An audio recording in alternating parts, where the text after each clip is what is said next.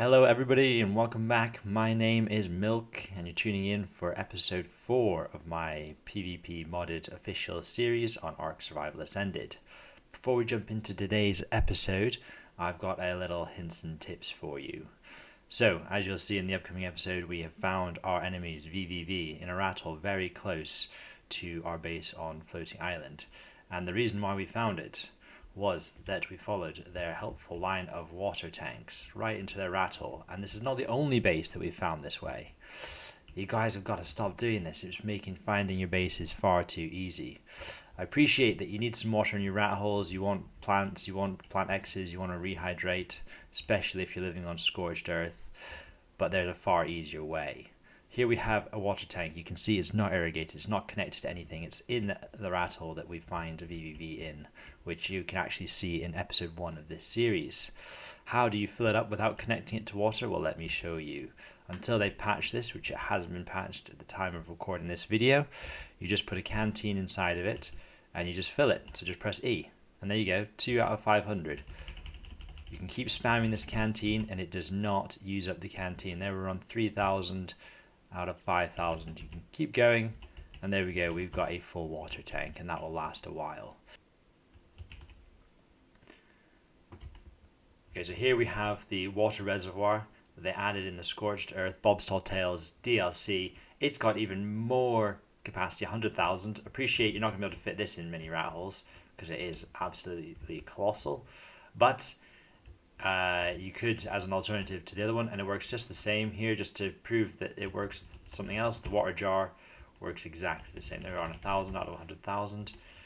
You can just keep on spamming E and for some reason it doesn't run out. So please, when you're building your rat holes, stop making lines of water tanks right to your rat holes. It's making them far too easy to find. Now let's get on with the episode. Hello ladies and gentlemen, welcome back to episode 4 of my PvP modded series on the official cluster. My name is Milk and here we are with my mate Tamed raiding the VVV tribe. Now we showed his base over near Blue Orb Rat Hole in a previous episode where we had a little bit of PvP, tried to raid it and then got chased away by the alphas. So because he was feeling unsafe in that current rat hole, he moved over here into central Floating Island. But little does he know, this is where we live and he's moved in right next door to us. So we found him by a common mistake that I would encourage everybody not to do. He placed a line of water reservoirs leading straight to his rat hole. So we're just poking in here with our quets and stego, as you saw. Managed to soak a few of the entrance turrets, but we can't get the stego any further up, so we're just flying RGs in and out, taking advantage of the quick heal from the RGs. He's only got a handful of heavy turrets, and fortunately a lot of them are on players. So we're just trying to soak all those with our RGs before we try and push in. These battle RGs that we've pumped health into them. We've got some nice saddles, so they've got about 17k HP. But as you know, any flyers take bonus damage from turrets. So it is a inefficient way of soaking a base, but I did show this rat hole in episode 1, and like I mentioned, you know, you're going to struggle to build up into this or get a soaker in that small hole. Although we maybe could have tried for a bit longer with the stego, but these RGs are absolute units. You can see there he's been hit by an X-plant as well, so he's flying very slowly and just taking as many bullets as he can, or until I chicken out. He is offline at the moment. He's been offline for a few hours, so we should be good. Clearly this is not an online raid tactic, but if you're good with your whistling, then it's a pretty safe way of raiding the base. Tamed has got bigger balls than I do, and he's sitting on his RG in there, which means you can also get an angle to soak the player only turret as long as you position your RG's body in between you and the turret. But I am not that brave. So you can see there he's 14k HP, so he's taken 3k worth of damage in that short few seconds. But you know, we just gotta rinse and repeat this. think he's probably got about 7 or 8 heavies. So I imagine he doesn't have loads of ARB. Certainly when we saw him a few days ago in his old rat hole, he only had autos. So he's not the richest guy, but he's friends with the alpha, so we're hoping for some big loot. I'm just out here healing up the RG. Anytime you kill a dino, you get 20 seconds of fast regen. So we're just going to top ourselves back up again, and we should be nearly in. Oh, he's gone deep. Okay, then there you can see he slows right down, so that's the X-plants. Sometimes, you know, the whistling doesn't work quite like you wanted to. Sometimes they get stuck. Just thinking any moment now he's going to get killed, but no, we did pump a lot of HP into these RGs, so they are pretty strong. Okay, I'm pretty sure that we've soaked all of the entry turrets, so we can now get onto this ledge, which will make a bit easier. So we're going to try doing some C4 RGs. So there's only player-only turrets left, so they aren't going to shoot the RG. They aren't going to shoot the C4 off the RG. Question is whether this is 6x or not. We've got a C4 on his face. You can't just whistle him up because he just walks, so you got to whistle follow. So if you put them on low follow distance first, and then you whistle follow, they immediately fly up, and then you can just whistle them. Okay, so that did a lot of damage to the heavy. I feel like it should have. Well, I don't know. It's hard to say whether that's 6x. I think that is 6x. No, actually, no, that's not 6x.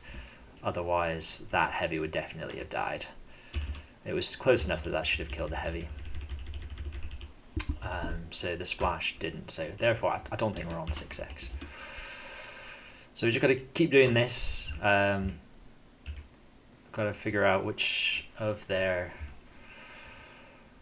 turrets are on players only. And the gen, I think, if I'm right, and he's only got one gen, which at the moment is a bit of a gamble, is quite low down. So with some skillful whistling and a bit of good luck, we're hoping that he's going to take it out with the C4 on him. So as you can see, that box there that's on those ceilings at the top of the screen, that's where I think their gen is. So we've put the RG on neutral, so he's going to fly over to these X-plants and should take them out. Hopefully that detonated. I think that the X-plants detonate the C4 though, so we're going to have to take those out first and then try and get an angle to whistle the RG to the box. As you can see, he's taken out those X-plants with ease because all the turrets are already soaked.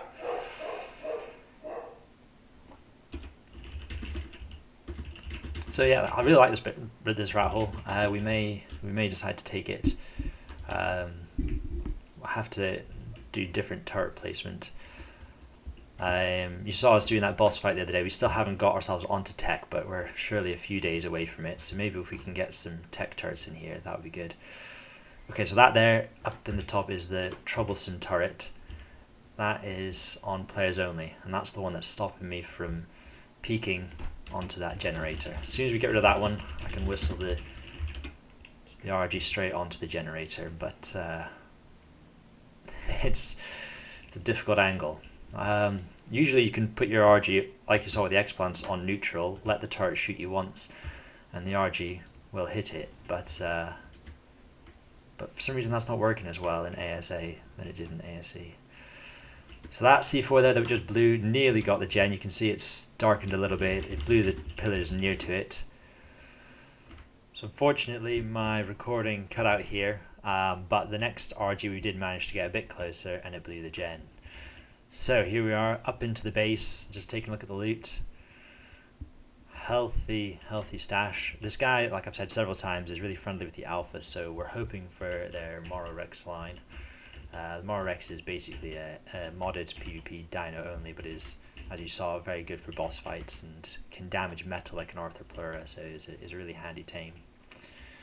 So nothing crazy in terms of loot yet. The main advantage with killing this guy is that we're getting rid of one of our neighbours again. And hopefully he's going to have some BPs for us in that vault. Just a bunch of crap resources and things.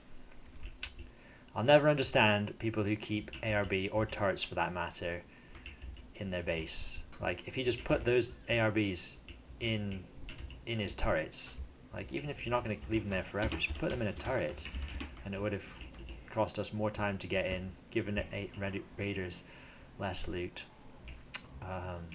We'll never understand. It's quite a nice space up here. He's obviously built it out quite a lot in the few days when he's moved. Nothing crazy in terms of dinos. But yeah, this is looking like a good spot for us to take as a breeding base. If we can just defend it a bit better than this guy. One generator was a massive mistake for him. If he'd had more generators higher up, it would have been much harder to get in. So I popped off, got the Arthropleura, just because we are still poor, we don't have loads of C4. Nice bit of kibble.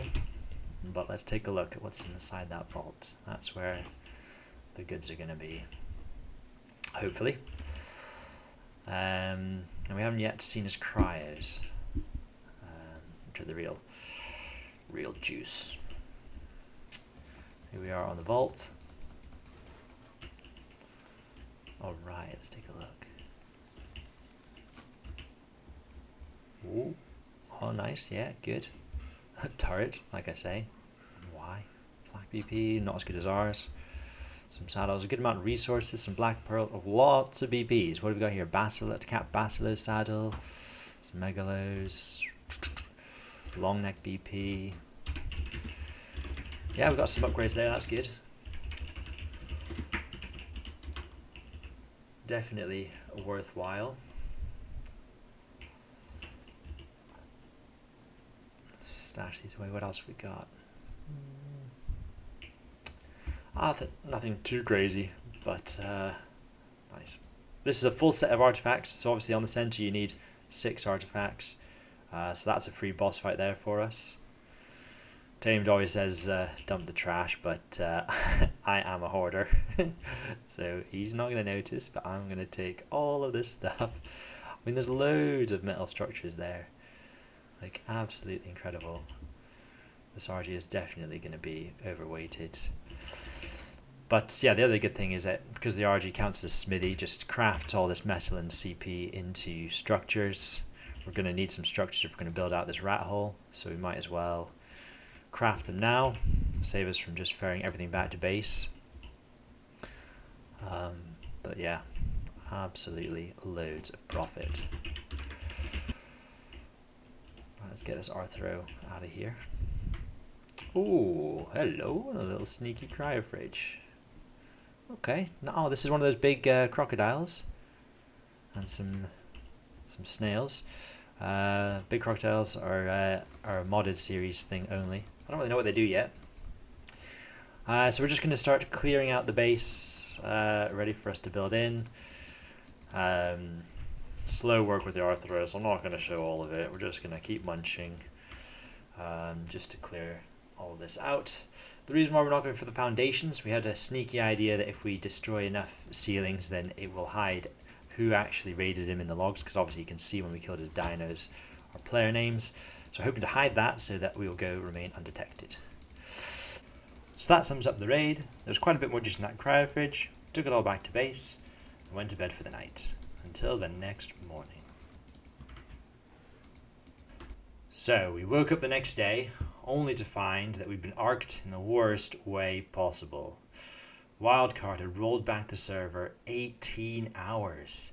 Our entire raid was undone. And worse than that, the VVV tribe now knew we knew where he was and knew we were coming for him. He had time to stack up his defenses and get ready for the repeat raid just as soon as we can find some motivation to go back and do it. Albeit this time, maybe the RG trick won't work if he's built his defenses properly. We'll have to see where we take it up next week. Stay tuned for episode 5. Take care.